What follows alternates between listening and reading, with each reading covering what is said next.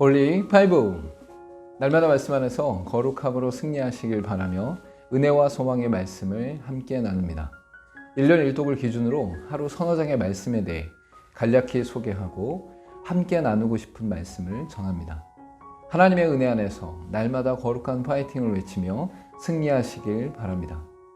욥기는 하나님의 절대 주권과 인간의 순종에 관한 가르침, 그리고 의인에게 닥친 고난과 시련의 문제를 다룹니다. 의롭고 경건하게 생활했던 한 인간의 고난과 깊은 고뇌를 통해 하나님의 신묘막측한 섭리와 역사를 드러냅니다. 하나님의 위엄과 신비 앞에서 겸허하게 청종하며 순종할 수밖에 없는 인간의 본래 위치를 선명하게 보도록 합니다. 욥이라는 인물을 통해 일어나는 고난 속에서 우리에게 닥친 고난을 어떻게 바라볼 것인가를 비춰볼 수 있습니다. 1장에서는 욥이라는 인물에 대한 소개와 사단을 통해 시험이 시작됨과 점차적으로 진행되는 첫 번째 시련을 다룹니다.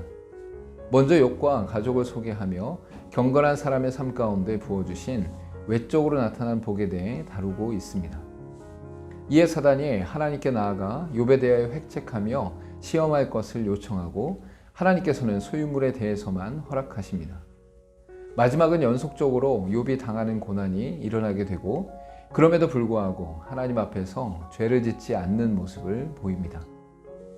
2장에서는 다시 하나님 앞에 선 사단에게 하나님은 욥을 칭찬하고 사단은 몸을 해하여 시험하기를 요청합니다. 이어 사단이 욥의 온몸에 종기가 나게 하자 아내는 하나님을 저주하라 하였으나 욥은 입술로 죄를 범하지 않습니다. 끝으로 욥의 친구들이 소식을 듣고 찾아와 울며 슬퍼하였으나 욥의 고통이 심함으로 아무 말도 할 수 없었습니다. 하나님은 욥의 정직함과 경건함으로 관계를 말씀하시지만 사단은 외적인 재산과 육체에 대해 말합니다. 3장에서는 심한 고통으로 인하여 탄식하는 욥의 모습을 볼 수 있습니다. 고통으로 인해 자신이 태어난 생일에 대해 저주하였고 살아있음보다 죽음으로 쉼을 누리길 동경합니다. 마지막으로 죽을 수조차 없는 자신의 상태를 깊이 탄식하며 고통스러움에 대해 자신의 심경을 표현합니다. 욥은 자신의 태어난 날을 저주하거나 극한의 고통을 표현하지만 놀랍게도 하나님을 저주하거나 원망하지는 않습니다. 오늘 읽은 말씀 중에서 함께 나누고 싶은 말씀은 욥기 2장 8절에서 10절까지의 말씀입니다. 욥이 재 가운데 앉아서 질그릇 조각을 가져다가 몸을 긁고 있더니 그의 아내가 그에게 이르되 당신이 그래도 자기의 온전함을 굳게 지키느냐 하나님을 욕하고 죽으라. 그가 이르되 그대의 말이 한 어리석은 여자의 말 같도다. 우리가 하나님께 복을 받았은즉 화도 받지 아니하겠느냐 하고 이 모든 일에 욥이 입술로 범죄하지 아니하니라. 욥이 당한 재산과 자녀를 잃은 것과 온몸에 종기가 난 고통은 이루 말할 수 없는 아픔들이었습니다. 종기로 인해 쓰레기 더미 위에서 자신의 비참함을 애통하며 몸을 긁을 때에 아내가 하나님을 욕하고 죽으라고 말합니다. 그러나 욥은 모든 복과 화의 주인이 하나님이신 것을 고백하며 입술로 범죄하지 않는 자세를 보입니다. 인간적인 관점으로 보면 욥의 아내가 한 말이 타당하게 보일 수 있습니다. 모든 소유와 효력을 잃게 되었고 남편마저 심한 종기에 걸려서 생사의 기로에 서 있었기 때문입니다. 하나님을 섬기며 경건한 삶을 살았음에도 불구하고 저주를 받았다고 생각할 수 있습니다. 그러나 욥은 생사화복의 주인과 구원자 되신 하나님을 신뢰하며 입술로 죄를 범하지 않았습니다. 4장에서는 욥에게 닥친 일들이 소개된 후에 욥의 친구인 엘리바스가 충고의 연설을 합니다. 먼저는 욥이 이전에 취했던 행동에 대한 책망과 하나님의 절대적인 공의를 다루고 있습니다. 이어 엘리바스의 환상 가운데 나타난 말씀을 통해 하나님의 완전성과 인간의 연약함을 다루고 있습니다. 엘리바스의 교훈적인 내용은 욥이 경건함 속에서 망하지 않을 것을 이야기하지만 경건한 사람이라도 완전하지는 않습니다. 5장에서는 계속되는 엘리바스의 주장으로 과거 욥이 저질렀을 범죄함으로 하나님께서 보응하셨을 것이라 주장합니다. 먼저는 욥의 어리석음을 꾸짖다가 하나님의 주권과 능력 안에서 하나님을 찾으라고 강조합니다. 마지막으로 하나님께서 행하실 일들을 선포하며 욥을 향하여 적극적으로 회개를 촉구하고 있습니다.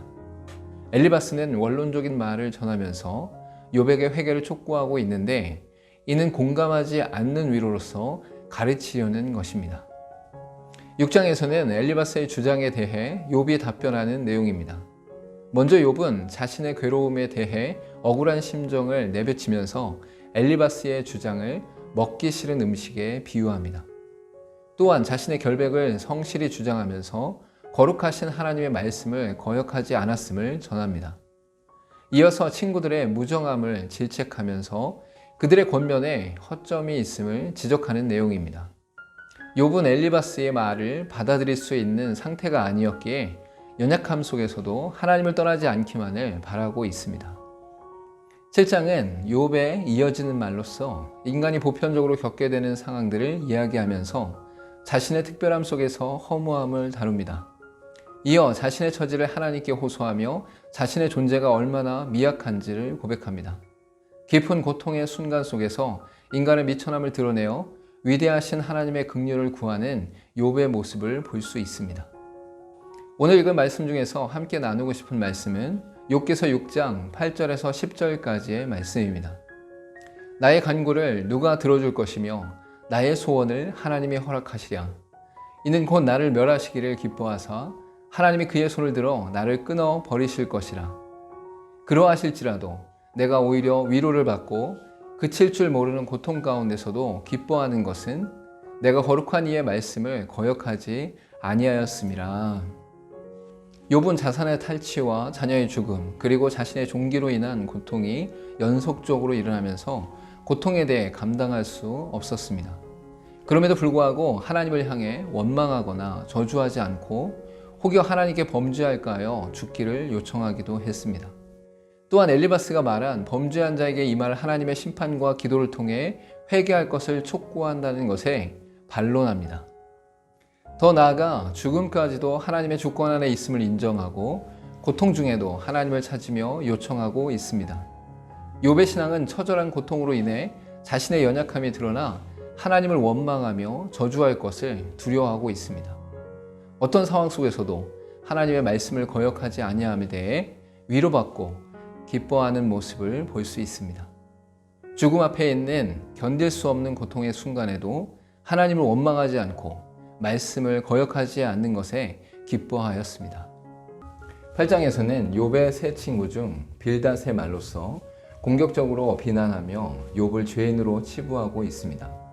먼저는 욥을 향해 하나님의 공의를 주장하며 하나님께 지은 죄를 회개하여 청결할 것을 촉구하고 있습니다.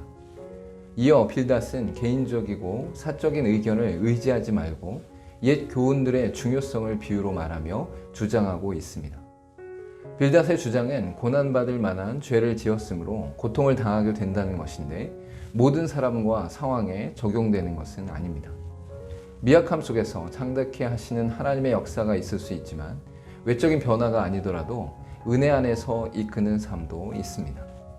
9장에서는 빌닷의 냉정한 질책에 대해 욥이 답변하는 내용으로 인간의 상태와 하나님 앞에서 자신의 고통을 토로합니다. 먼저는 하나님의 위대하심과 놀라우심을 선포하며 그 앞에 선 인간의 부족함과 연약함을 고백합니다. 이어 하나님 앞에서 인간의 무능함을 탄식적으로 이야기하며 고통당하는 자신의 모습을 통해 하나님의 심판을 말합니다. 마지막으로 하나님의 자비를 간절히 구하며 수고의 헛됨을 고백하며 절망 상태를 토로하고 중재자를 요청합니다. 빌닷의 교훈은 선을 행하는 자에게 선으로 갚고 악을 행하는 자에게는 악으로 갚는다는 응보 교리에 근거합니다. 그러나 하나님은 인간의 선과 악의 판단 안에서 행하시는 분이 아니고 더욱 크고 놀라운 섭리와 경륜 가운데 행하시는 분이십니다. 결국 욥의 절망과 아픔 속에서 행할 수 있는 것은 자신의 문제를 해결해 줄 중재자를 구하는 것밖에 없음을 이야기합니다. 10장에서는 하나님을 향한 간절한 기도의 내용으로 극심한 혼란 속에서 탄원하며 죽음을 동경합니다. 먼저는 심한 고통 속에서 혼란스러운 상태에 빠져 있는 욥이 하나님을 향해 기도하면서 질문하는 모습입니다. 이어 자신의 고난을 하나님을 향해 간구하는 내용으로 하나님을 떠나지 않고 끊임없이 질문하며 간구합니다. 마지막으로 다시금 죽음을 동경하는 내용으로 태어남에 대한 원망과 죽음을 통한 사후세계에 대한 인식을 이야기하고 있습니다. 욥의 토로와 탄원, 동경은 모두 하나님의 살아계시며 관여하시는 것에 근거하고 있음을 알 수 있습니다. 오늘 읽은 말씀 중 함께 나누고 싶은 말씀은 욥기서 10장 1절과 2절의 말씀입니다. 내 영혼이 살기에 곤비하니 내 불평을 토로하고 내 마음이 괴로운 대로 말하리라. 내가 하나님께 아뢰오리니 나를 정죄하지 마시옵고 무슨 까닭으로 나와 더불어 변론하시는지 내게 알게 하옵소서. 일반적으로 사람이 무엇인가를 믿는 가운데 고통이 지속되어지면 믿는 신을 떠나는 경우가 많습니다. 자신의 문제를 해결하고 위로를 받기 위해 필요한 그 어떤 존재가 자신을 위해 아무것도 반응하지 않는다고 생각하기 때문입니다. 이러한 현상은 생명과 진리와 상관없이 자신의 필요와 욕심에 따라 신을 믿는 행위를 하고 있기 때문입니다. 그러나 성경을 통해 말씀하시는 하나님은 역사와 지정의와 가치 안에서 생명과 진리를 드러내신 분이십니다. 그렇게 욥은 극한의 고통과 고난 속에서도 하나님을 떠나지 않고 씨름하듯 탄원하며 질문하며 붙잡고 있습니다. 도저히 참을 수 없는 슬픔과 아픔 속에서도 다른 어떤 대상이 아닌 하나님께 쏟아놓으며 탄식하는 자세가 필요합니다. 11장에서는 종교적 경험을 토대로 말한 엘리바스와 옛 시대의 교훈을 근거로 말한 빌닷 이후에 소발이 말을 이어갑니다. 소발은 응보 교리를 더욱더 강하게 말하며 전능하신 하나님께서 허망한 사람들을 싫어하신다 말합니다. 또한 욥에게 죄악과 불의를 버리고 회개하라고 강조하면서 악한 길에서 떠나 희망을 바라보라고 말합니다.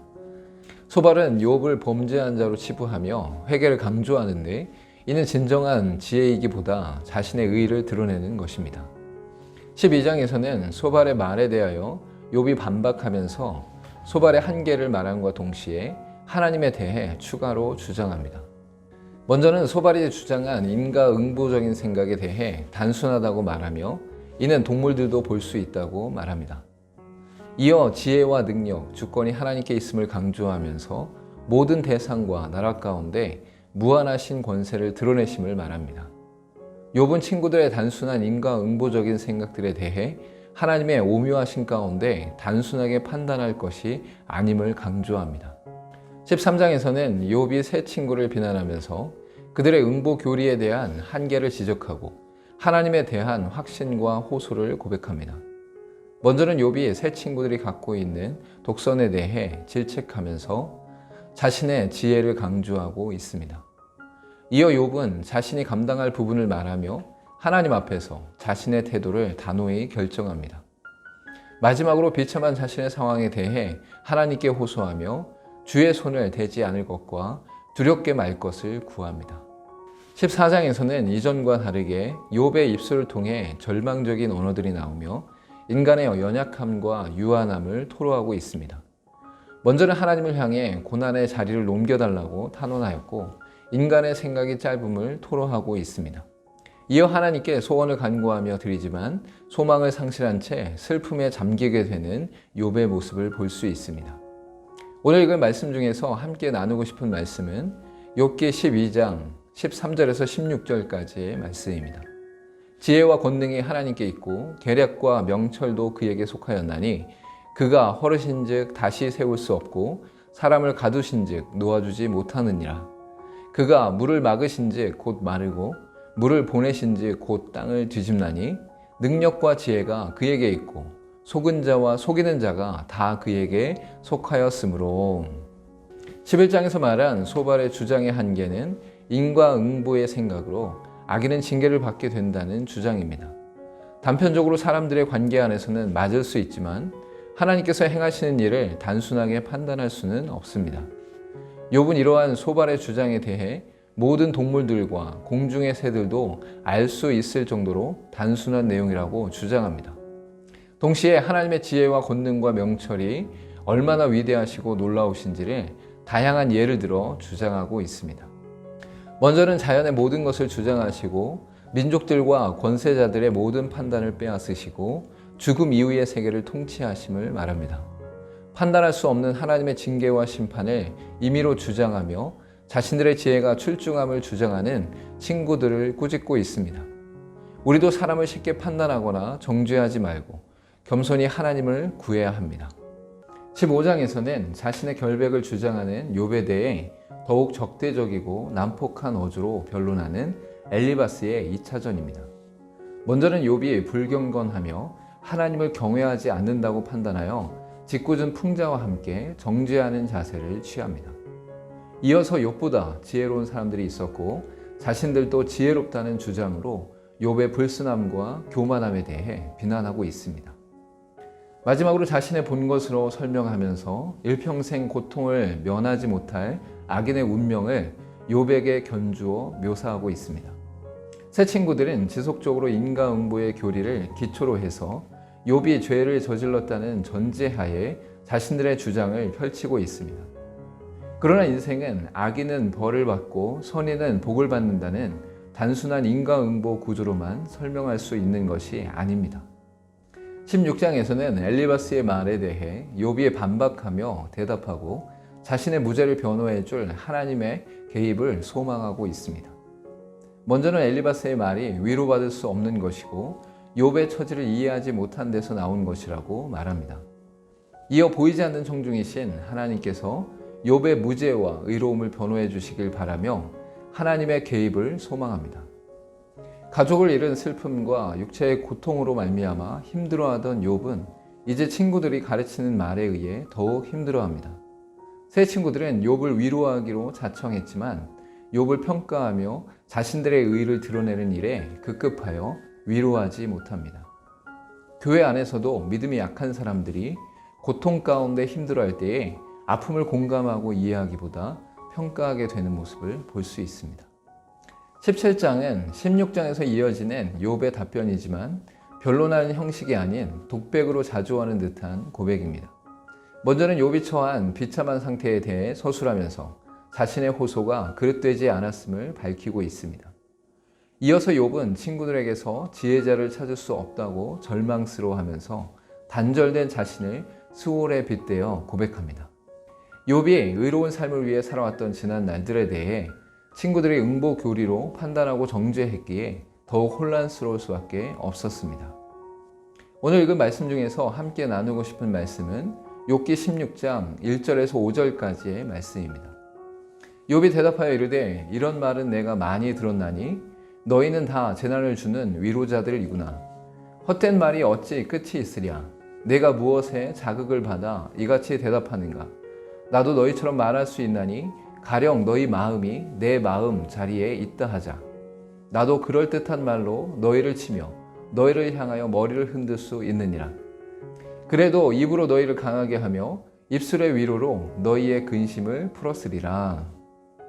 친구들의 무수한 말들이 가족을 잃고 육체의 질병 가운데 있었던 욥에게는 아무 도움도 안 되고 오히려 고통이었습니다.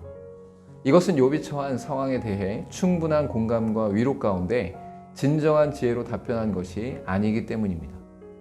친구들의 말은 단편적인 응보 교리의 지혜 안에서 욥을 판단하고 정죄하며 자신들의 의의를 드러내는 방식이었습니다. 욥이 악한 일을 했기에 하나님께서 심판하신다고 교조적으로 말하였고 자신들의 말을 듣지 않는 욥을 향해 화를 내었습니다. 욥의 고난과 고통에 대해 피상적으로 알고 있으면서 자신들의 경험, 전통, 정통의 미사오그들이 해결책인 듯 말하고 있습니다. 18장에서는 빌닷의 두 번째 변론으로 첫 번째 주장과 별반 다르지 않은 내용이지만 화를 내면서 욥을 더욱 비난합니다. 엘리바스의 주장에 귀를 기울이지 않는 욥의 모습을 빌닷이 격분하여 욥을 악인으로 단정하고 책망하며 비난합니다. 이어 장차 악인들이 당할 재앙의 모습을 말하며 사냥꾼의 올무에 빠짐과 경건치 못한 자의 열매를 말합니다. 선한 자는 복을 받고 악한 자는 심판을 받는다는 주장을 절대화시키는데 이는 하나님의 섭리의 오묘함을 거부하는 것입니다. 겸허히 인간의 유연함과 연약함을 인정하면서도 모든 곳에서 능히 역사하시는 하나님의 은혜를 구해야 합니다. 19장에서는 빌닷의 말에 대해 다시금 욥에 대답하는 내용으로 소외당함에 대해 한탄하고는 하나님의 판결을 기대합니다. 먼저는 욥이 친구들의 무자비한 변론들과 악인으로 정죄함으로 인하여 자신이 학대당하는 듯하다며 분노합니다. 이어서 부당한 고통에 침묵하시는 하나님께 불만을 토로하면서도 가까운 사람에게 소외당하고 있음을 한탄합니다. 마지막으로 절망의 밑바닥에서 다시금 하나님을 신뢰하며 변호와 판결을 기대하고 친구들을 향해서는 경고합니다. 자신을 악인으로 치부하는 친구들의 말에 학대와 소외를 당하고 있음을 토로하며 하나님의 변호와 판결을 기대하고 있습니다. 20장에서는 마지막으로 소발이 변론하는 내용으로 욥을 악인으로 간주하고 악한 자들의 당한 비참한 운명을 말합니다. 먼저 소발은 욥을 책망하며 악인의 영화가 순식간에 사라지며 일시적이고 덧없는 번영임을 말하고 있습니다. 이어 은폐한 죄악은 징벌받을 것과 가난한 자에게 불의를 행한 악인의 번영은 오히려 해가 됨을 말합니다. 마지막으로 악인의 형통이 오래가지 못함과 하나님의 맹렬한 진노를 묘사하고 악인의 죄가 폭로될 것을 말합니다. 소발의 주장은 일면 맞는 것처럼 보이지만 욥이 처한 상황과 고통을 충분히 살피고 깊이 돌아보며 지혜롭게 말한 것이 아닙니다. 빠르고 쉽게 자신이 갖고 있는 응보 교리를 자랑하듯 주장하며 비난하듯 말하고 하나님의 뜻을 깊이 생각하지 않은 모습입니다. 오늘 읽을 말씀 중에서 함께 나누고 싶은 말씀은 욥기 19장 25절에서 27절까지의 말씀입니다. 내가 알기에는 나의 대속자가 살아계시니 마침내 그가 땅 위에 서실 것이라. 내 가족이 벗김을 당한 뒤에도 내가 육체 밖에서 하나님을 보리라. 내가 그를 보리니 내 눈으로 그를 보기를 낯선 사람처럼 하지 않을 것이라. 내 마음이 초조하구나. 욥은 새 친구들의 변론 속에서 위로를 받고 새 힘을 얻기보다는 비난함과 정죄함으로 인해 지치게 됩니다. 이런 가운데 욥은 하나님의 존재를 다시금 인식하면서 하나님께서 변호와 판결을 통해 베푸실 소망을 말합니다.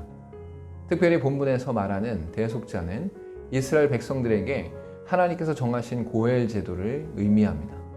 고엘 제도는 경제적인 어려움에 처하거나 남에게 고의적으로 살해를 당했을 때에 대신 구속하거나 보복하는 가까운 친척을 말합니다.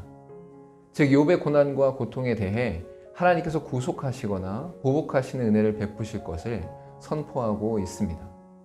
또한 자신의 구속자가 공의로운 증거를 가지고 고난의 진실성을 온전히 밝혀주시리라 기대하며 소망하는 것입니다. 우리가 끝내 놓지 않고 붙잡아야 할 이는 오직 하나님뿐이심을 잊지 말아야 합니다. 21장에서는 2차 변론의 마지막 인물인 소발을 포함한 세 친구의 주장에 대해 욥이 답변합니다. 먼저는 친구들이 주장한 악인의 멸망과 달리 악한 자들이 오히려 행복하게 사는 현실에 대해 언급하고 있습니다. 이어 다양한 하나님의 섭리와 지식의 깊음과 높음을 주장하며 악인과 의인이 똑같이 멸망하는 것을 묘사합니다. 마지막으로 친구들의 이론이 잘못되었음을 반박하는 결론으로 마지막과 사후에서도 망하지 않는 악인을 말합니다. 22장에서는 세 번째 변론의 시작으로 엘리바스가 다시 자신의 주장을 펼치며 정죄하고 경고하며 회개를 주장합니다. 먼저는 하나님의 초월성을 들어 욥의 고통의 원인이 되는 죄의 항목들을 주관적으로 나열하며 정죄합니다. 이어서 불경건한 악인들은 필히 멸망한다고 주장하면서 욥을 동일하게 여기며 징벌에 처하지 않기를 경고합니다. 마지막으로 욥을 향해 회개를 촉구하면서 방법을 제시하고 하나님과 화목해 되기를 종용하며 그에 따른 결과를 말합니다. 23장에서는 엘리바스의 세 번째 변론에 대한 욥의 답변으로 하나님을 향해 자신의 억울함을 토로하길 원하고 있습니다. 먼저는 보이지 않으시는 하나님께 자신의 억울함을 직접 토로하기로 원하고 있는 욥의 모습을 볼 수 있습니다. 이어서 하나님의 지혜와 능력의 풍성하심을 선포하며 자신의 의에 대해 침묵하시는 하나님을 두려워하고 있습니다. 욥은 친구들의 정죄 속에서 자신의 억울함을 하나님께 호소하길 원했으나 동시에 하나님의 전능하심 앞에서 두려워하고 있습니다. 24장은 욥이 앞장에 이어 말하는 것으로 하나님에 대해 궁금한 것을 물으며 악인들의 징벌을 받아 멸망할 것을 선포합니다. 먼저는 어떻게 죄 없는 약자들과 가난한 자들이 고난을 당할 수 있는지를 물으며 하나님의 침묵에 탄식하고 있습니다. 이어 세상의 은밀한 죄인들과 악을 행하는 자들에 대해 광명을 배반한 자들로 여기며 하나님께 또한 탄식합니다. 마지막으로 불의한 자들의 멸망을 예비하시고 악인의 형통도 주관하신 하나님을 고백하는 내용으로 마칩니다. 욥의 탄식은 세상 가운데 일어나는 일들에 대해 이해할 수 없음을 강조함과 동시에 모든 주권이 하나님께 있음을 선포하고 있습니다. 오늘 읽은 말씀 중에서 함께 나누고 싶은 말씀은 욥기 23장 10절에서 12절까지의 말씀입니다. 그러나 내가 가는 길을 그가 아시나니 그가 나를 단련하신 후에는 내가 순금같이 되어 나오리라. 내 발이 그의 걸음을 바로 따랐으며 내가 그의 길을 지켜 치우치지 아니하였고 내가 그의 입술의 명령을 어기지 아니하고 정한 음식보다 그의 입의 말씀을 귀히 여겼도다. 욥은 이해할 수 없는 일들이 일어난 것과 친구들의 비난과 정죄 속에서 혼란스러워하면서도 하나님을 의지합니다. 특히 힘들고 어려운 상황 속에서도 자신의 의로움을 판결해 주실 하나님이 보이지 않으시나 호소하기를 구합니다. 동시에 하나님의 지혜와 능력이 무한하심을 고백하면서 하나님께서 행하시는 일들에 대해 온전한 믿음으로 고백하고 있습니다. 즉 자신은 알 수 없는 길을 걷지만 결국은 하나님께서 단련시키셔서 순금의 순결함같이 되게 하실 것이라고 고백하고 있습니다. 용광로 같은 고통 속에서 순금같이 순결하게 하실 것을 믿고 하나님과 말씀 앞에 순종함으로 의지할 것을 선포하고 있습니다. 25장에서는 욥에 대한 빌닷의 세 번째 변론이자 세 친구들의 모든 변론 중에서 가장 마지막에 속하는 변론입니다. 짧은 변론의 내용으로 하나님의 거룩하신 위엄과 권능을 찬양하며 인간의 의롭지 못함과 나약함을 말합니다. 하지만 이 변론은 이미 앞에서 말한 동일한 내용으로서 했던 이야기를 반복하고 있음을 알 수 있습니다. 26장에서는 빌닷의 마지막 변론에 대해 답변하는데 빌닷의 내용을 비판하고 하나님의 창조 운행을 설명합니다. 먼저는 빌닷의 말에 대해 피상적이고 궤도를 벗어난 내용으로 말하고 풍자적으로 비판하고 있습니다. 이어서 하나님의 창조 세계에서 보이지 않는 광대한 영역을 이야기하며 하나님의 능력을 묘사합니다. 세 친구들은 하나님을 선하게 응보교리를 다루시는 단순한 분으로 생각하나 욥은 하나님의 광대하심과 무한하심을 말합니다. 욥을 위로하고 이해하거나 하나님의 지혜를 깊이 살피기보다는 자신들의 주장과 자랑을 드러내는 일에 우선했습니다. 27장에서는 28장까지 이어지는 내용으로 세 친구들과의 마지막 변론을 정리하고 있습니다. 먼저는 하나님의 살아계심으로 자신의 온전함과 무죄함을 맹세하고 있으며 악인의 희망 없음을 말합니다. 이어서 하나님의 공의에 의해 악한 자들과 자녀들이 당할 멸망과 재난에 대해 단언하고 있습니다. 이런 악인에 대한 말은 아픔에 공감하지 못하고 이야기보다는 가르치려고만 했던 세 친구들을 우선적으로 말합니다. 28장은 27장에 이은 욥의 마지막 답변으로 인간의 한계와 함께 하나님의 영역에 속한 지혜를 극찬하는 내용입니다. 먼저는 세상에서 인간이 채광을 통해 보물을 얻으려고 하면 다양한 방법과 기술로 얻을 수 있음을 말합니다. 다음으로는 채광을 할 수 있는 인간이지만 지혜를 찾을 수 없음과 동시에 지혜는 보석과 비교할 수 없음을 말하고 있습니다. 마지막으로 인간의 한계를 뛰어넘어 역사하시는 절대 초월자이신 하나님의 지혜가 있음을 말씀합니다. 참된 지혜는 오직 하나님께만 있기에 언제나 하나님의 도우심을 구하고 하나님의 뜻을 헤아리며 사는 것이 지혜인 것입니다. 오늘 읽은 말씀 중에서 함께 나누고 싶은 말씀은 욥기 28장 23절에서 28절까지의 말씀입니다. 하나님이 그 길을 아시며 있는 곳을 아시나니 이는 그가 땅끝까지 감찰하시며 온 천하를 살피시며 바람의 무게를 정하시며 물의 분량을 정하시며 비 내리는 법칙을 정하시고 비구름의 길과 우레의 법칙을 만드셨습니다. 그때에 그가 보시고 선포하시며 굳게 세우시며 탐구하시고 또 사람에게 말씀하셨도다. 보라, 주를 경외함이 지혜요 악을 떠남이 명철이니라. 욥은 인간이 지혜 있다고 자랑하는 것이 하나님 앞에서 얼마나 무지한 것인지를 전하고 있습니다. 보석을 찾아내는 방법과 능력이 있는 것이 사람이지만 지혜는 찾을 수 없는 연약한 존재임을 강조하고 있습니다. 오직 만물을 지으시고 자연을 운행하시며 보이지 않는 모든 세계도 주권하시는 하나님만이 지혜자임을 선포합니다. 실로 이 세상의 모든 것이 정밀하고 정교하게 돌아가지만 인간은 이해할 수 없고 주관할 수도 없습니다. 그러므로 지혜의 주관자 대신 여호와를 경외하는 것이 사람에게 있어서 가장 큰 지혜를 누리며 얻는 것임을 말하고 있습니다. 29장에서 31장까지는 엘리후가 등장하기 전에 욥의 마지막 말로서 29장에서는 과거를 회상하며 독백하는 내용입니다. 먼저는 하나님의 보호하심 속에 친밀한 교제를 누렸던 기억과 건강과 부귀를 누렸던 시간을 회고합니다. 이어서 재판관으로서 사회의 어려운 자를 돕고 공의를 베풀면서 사람들의 칭송과 존경을 받은 것에 대해 회고합니다. 마지막으로 사람들에게 사랑과 공의를 행하던 자신의 지도자로서의 위치와 역할로 인해 존경받았음을 회상합니다. 욥의 회상을 통해 욥이 자신의 명예 자체를 추구하였던 사람이 아니고 하나님의 뜻대로 행했던 사람이라는 것을 알 수 있습니다. 하나님의 뜻대로 행하며 순전한 마음으로 주의 일을 감당할 때에 자연스럽게 명예를 얻게 되나 그리 중요하지는 않습니다. 30장에서는 현재 당하고 있는 고난에 대해 말하는 내용으로 전장의 과거에 대한 회상과는 전혀 다른 분위기입니다. 먼저 사회적으로 고난당하는 욥의 모습으로 사람들에게 멸시받는 자신의 모습에 애절한 탄식을 드러내고 있습니다. 이어 욥의 육체적 고통에 하나님의 대적하심으로 응답하지 않으시고 멸시하심으로 자신을 버리셨음을 묘사하고 있습니다. 마지막으로 자신이 고통 중에 아무런 도움조차 받을 수 없는 처절한 현실에 대해 절망하는 모습입니다. 과거와는 전혀 다른 욥의 현재 모습을 응보교리를 통해 바라봄으로써 고난당하는 자들을 악한 자로 정죄하고 있습니다. 돌보아 주었던 사람들조차 이제는 욥을 조롱하며 경멸하는 태도를 취하는 것은 응보교리로 인한 것임을 알 수 있습니다. 31장엔 욥의 마지막 변론 중에서도 마지막 주장으로 자신의 결백을 주장하면서 맹세의 방식으로 말하고 있습니다.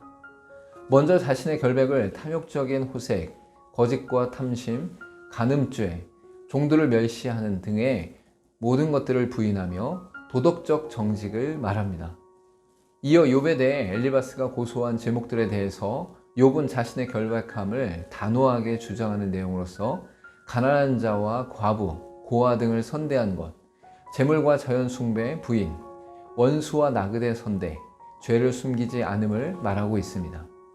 욥은 온전하고 정직하여 하나님을 경외하며 악을 떠난 자였기에 억울했지만 결국 하나님의 의로움을 인정하게 됩니다. 오늘 읽은 말씀 중에서 함께 나누고 싶은 말씀은 욥기 31장 21절에서 23절까지의 말씀입니다.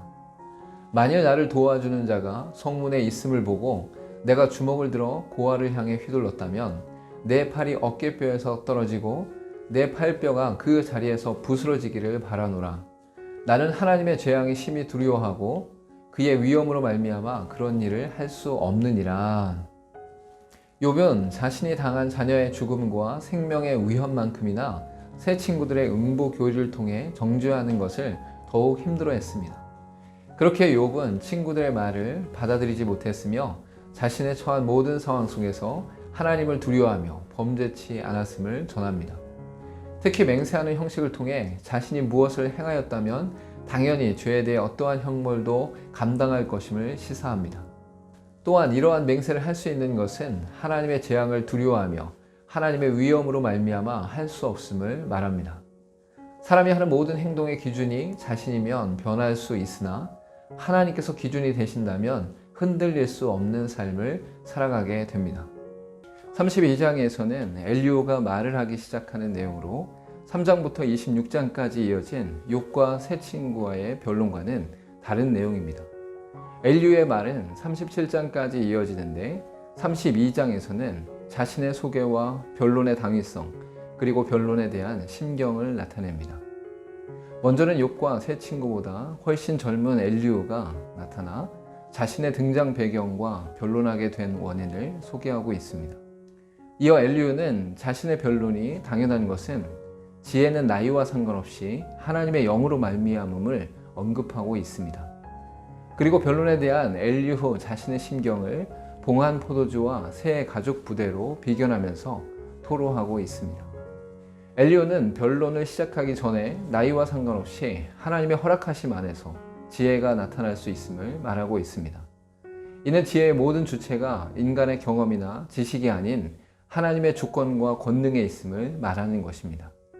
33장에서는 엘리후가 가장 먼저 욥에게 전하는 말로서 엘리후 자신의 변론 자세와 욥의 고난에 대한 변론과 목적을 말합니다. 먼저 엘리후는 변론에 임하는 자신이 사람의 생각을 의지하지 않고 하나님의 지혜로 말한다는 것을 강조하고 있습니다. 이어 욥이 고난 중에 하나님을 향해 무죄를 주장하고 불평한 것을 말하며 하나님께서 고난으로 그의 뜻을 드러내심을 말합니다. 마지막으로 고난을 통해 멸망이 아닌 회복을 위한 것임을 강조하고 자신의 말을 끝까지 경청해 줄 것을 부탁하고 있습니다. 첫 번째 변론에서 엘리후는 자신이 하나님의 지혜로 말한다고 했지만 욥과 세 친구의 중간쯤을 주장을 하고 있습니다. 사람의 말은 절대적이지 않으며 온전한 지혜이신 하나님을 경외해야 됨을 알 수 있습니다. 34장은 엘리후의 두 번째 변론으로 욥의 죄에 대해 지혜자들에게 구하며 하나님의 공의로우심을 선포하고 욥을 판결합니다. 두 번째 변론에서는 먼저 지혜자들의 판단을 요구하면서 재판 형식으로 욥의 제목을 열거하고 있습니다. 이어서 하나님이 공의 가운데 인간의 행위대로 보응하신다고 주장하며 지체함 없이 악인을 심판하신다고 말합니다. 마지막으로 욥이 주장한 무죄와 순결함이 하나님을 향한 도전이라고 말하면서 지혜자들을 동참시켜 판결합니다. 엘리후의 두 번째 변론에서 욥의 교만과 도전을 강조하였지만 욥의 아픔과 상처를 공감하며 이해하지는 못했습니다. 공정하고 주의 깊은 것처럼 보였지만 욥이 주장한 의도를 명확히 파악하지 못했고 응보 교리의 한계를 넘지 못하고 있습니다. 오늘 읽은 말씀 중에서 함께 나누고 싶은 말씀은 욥기 32장 8절에서 10절까지의 말씀입니다. 그러나 사람의 속에는 영이 있고 전능자의 숨결이 사람에게 깨달음을 주시나니 어른이라고 지혜롭거나 노인이라고 정의를 깨닫는 것이 아니니라. 그러므로 내가 말하노니 내 말을 들으라. 나도 내 의견을 말하리라. 엘리후가 변론을 시작하기 전에 젊은 자신이 말할 수 있는 근거로 전능자의 숨결을 말하고 있습니다. 이는 사람이 시간의 지남에 따라 경험하고 학습하는 지혜들이 있다 할지라도 하나님의 지혜를 뛰어넘을 수 없음을 말하고 있습니다. 지혜는 하나님의 것이기에 인간이 지혜로울 수 있는 것은 하나님을 의지하는 겸손한 태도를 갖출 때임을 말합니다. 만약 우리 스스로 지혜롭다 말하며 잘못된 것이나 틀린 것이 없다고 주장하면 오히려 지혜롭지 않은 것입니다. 여호와를 경외하는 것이 지혜의 근본임을 깨닫고 날마다 하나님의 은혜와 지혜를 구하는 삶을 살아야 합니다. 35장에서는 엘리후의 세 번째 변론으로 엘리후의 변론 중에서 가장 짧은 내용으로 하나님의 응답에 관한 것을 다룹니다.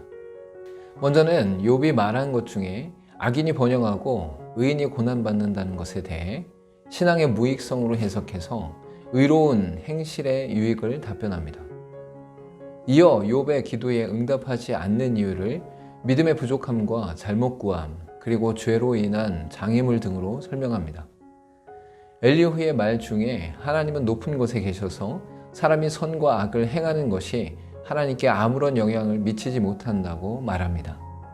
그러나 하나님께서는 욥의 삶에 깊이 관심을 갖고 계시며 욥의 의로운 삶에 대해 기뻐하시며 자랑까지 하셨습니다. 36장은 37장까지 이어지는 엘리후의 마지막 변론으로서 공의로우신 하나님과 권능의 하나님을 찬양하고 있습니다. 먼저는 욥에게 주목해 주길 요구하며 인간의 행위에 따라 섭리하시고 공의로 대하시는 하나님에 대해 언급합니다.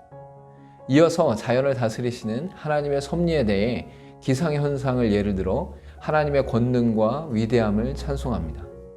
엘리후의 테너 속에는 하나님을 찬양하는 내용들이 많이 있지만 고난당한 욥에 대한 이야기는 전혀 하지 않습니다. 엘리후의 말들이 옳고 바르지만 다른 한편으로는 고난당한 욥을 향해 위로와 공감의 말을 나눌 수 있어야 합니다. 37장은 36장에 이어 마지막 변론을 하고 있으며 자연에 나타나는 다양한 현상으로 하나님의 위대하심을 강조하고 있습니다. 먼저는 기상현상의 천둥과 번개, 눈과 비와 바람, 구름의 운행 등을 열거해 하나님의 권능을 찬송합니다. 이어 하나님의 기묘하신 섭리를 깨닫도록 설득하고 인간의 미약함을 말한 후에 하나님을 경외할 것을 호소합니다. 엘리후는 하나님의 권능과 지혜를 자연 속에서 일어나는 수많은 현상들을 통해 하나님의 위대하심을 찬양합니다. 하지만 결국 욥을 향해서는 다른 세 친구와 마찬가지로 응보교리를 말하는데 이는 도리어 하나님의 영광을 가린 것입니다. 하나님을 찬양하는 자들의 온전한 자세는 하나님의 속성을 닮아 긍휼과 사랑으로 사람을 대할 수 있어야 합니다. 오늘 읽은 말씀 중에서 함께 나누고 싶은 말씀은 욥기 35장 6절에서 8절까지의 말씀입니다.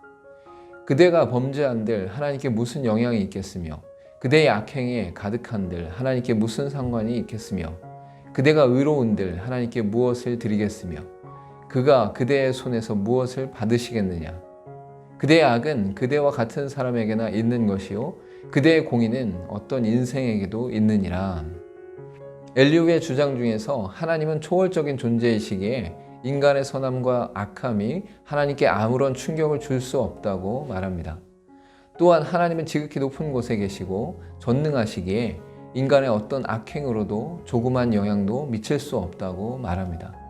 절대자이신 하나님께서 세상을 모두 창조하신 후에 스스로 진행되도록 자연 법칙을 두시고 관여하지 않으신다는 주장입니다. 이는 욥을 향해 말하는 것으로서 욥이 개입을 요청하고 판결해 주시기를 바라는 것에 대해 무익하다고 말하는 것입니다. 그러나 하나님께서 욥에게 관심이 있으셨고 자랑하셨다는 사실은 엘리후의 주장이 온전하지 않음을 말합니다. 도리어 모든 인생 가운데 함께 하시며 역사하시며 인도하신다는 사실이 하나님의 완전함을 드러내고 있습니다. 욥의 고통이 시작되고 나서 세 친구인 엘리바스, 빌닷, 소발과의 변론이 있고 나서 욥의 마지막 말이 있었습니다. 또한 엘리후가 나타나 말하고 나서 마지막으로 여호와께서 말씀하시는 내용의 첫 번째입니다. 38장에서는 최종적 결론을 내리시는 하나님의 출현과 창조 역사들에 계시된 하나님의 권능을 질문합니다. 앞에 다양한 변론들에 대해 최종적으로 정리하시며 결론 지으시고 욥과 세 친구들의 논쟁과 사상에 대해 판결을 시작하십니다. 욥에게 던져진 질문들을 통해 전능하시고 지혜가 있으신 하나님의 통치와 주권으로 피족의 모든 섭리를 다루고 계십니다. 39장에서는 38장의 내용이 이어지면서 다양한 동물들과 새들을 통해 하나님의 전능하심 안에서 보살피심을 말합니다. 먼저는 사자, 까마귀, 염소, 들나귀, 들소 등의 은밀한 생태와 자유함을 말하면서 하나님의 지혜를 투영시킵니다. 이어서 타조, 말, 매, 독수리 등을 통해 하나님의 보살피심과 독특하게 부여된 특성들을 강조하고 있습니다. 다양한 동물들도 각각의 존재 이유가 있는 것 같이 고난과 고통도 일어난 의미가 있음을 말씀합니다. 40장에서는 하나님의 두 번째 말씀으로서 먼저 욥에게 말씀하시고 질문하시면서 대화를 통해 전하십니다. 이어서 하나님께서 욥을 향해 교만을 꾸짖으시며 당신의 주권과 의를 책망의 논조로 말씀하십니다. 또한 욥의 교만과 무능력을 깨우치기 위해 베헤못의 독특한 특성들을 구체적으로 묘사하고 있습니다. 41장에서는 하나님의 마지막 말씀으로 리와 야단을 통해 포획의 불가능과 구조와 힘을 통해 하나님의 전능하심을 나타냅니다. 먼저는 리와 야단을 포획하는 것의 불가능함과 포획하여 이용하는 것이 불가능함을 반문하시듯 말씀하고 있습니다. 이어 리와 야단의 견고한 몸의 구조를 말하며 그로 인한 두려움을 표현하였고 요동하지 않는 리와 야단의 모습과 인간의 힘으로는 통제 불가능함을 말씀합니다. 42장에서는 욥의 전체의 결론으로 여호와의 말씀을 들은 욥이 회개함으로써 극적인 전환을 이루고 있습니다. 먼저는 하나님의 음성을 듣고 자신의 미천함과 무지함을 깨닫고 자신의 교만을 고백하며 회개하고 있습니다.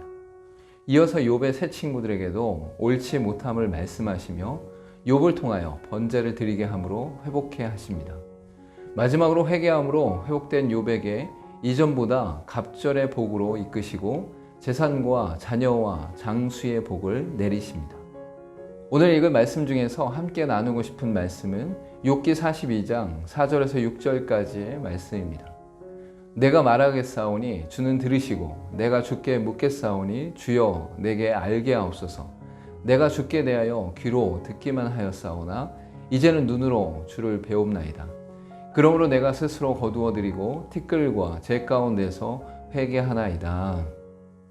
모든 논쟁과 변론을 마친 후 하나님의 나타나신 가운데 말씀하심으로 욥을 회개케 하시고 회복시키십니다.